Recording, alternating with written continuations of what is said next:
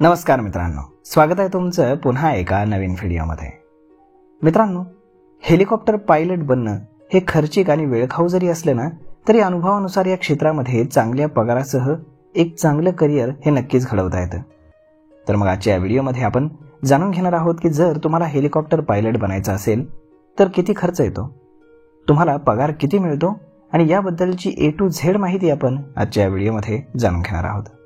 त्यामुळे तुम्ही जर चॅनलवर नवीन असाल तर चॅनलला सबस्क्राइब करायला विसरू नका आणि डिस्क्रिप्शनमध्ये लिंक आहे त्यावरती क्लिक करून आपलं free of cost demat account देखील ओपन करायला विसरू नका। तर मग चला सुरुवात करूयात आजच्या व्हिडिओला।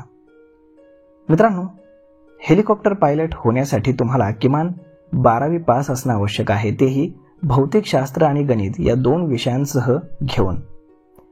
त्यानंतर 12वी नंतर तुम्हाला एका मान्यताप्राप्त फ्लाइंग ट्रेनिंग इन्स्टिट्यूट म्हणजेच फ्लाइंग स्कूलकडनं कमर्शियल हेलिकॉप्टर या पायलट लायसन्स म्हणजेच त्याला CHPL असं म्हणतात ते मिळवावं लागतं।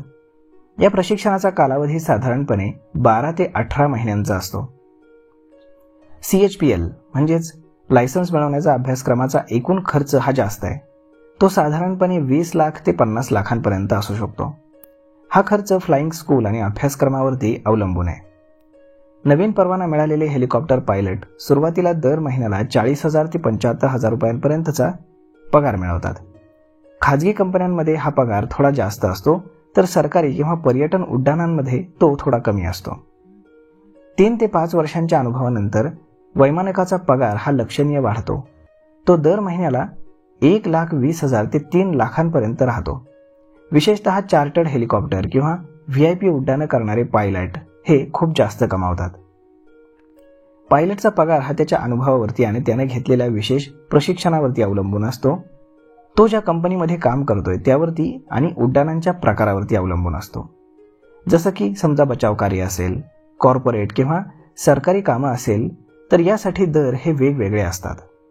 साहजिकच आहे, जर सरकारी काम असेल तर त्यासाठी लिमिटेड पैसे मिळतात, परंतु जर तुम्ही काही कॉर्पोरेटसाठी काम करत असाल तर मग मात्र तुम्हाला जास्त पगार हा नक्कीच मिळतो।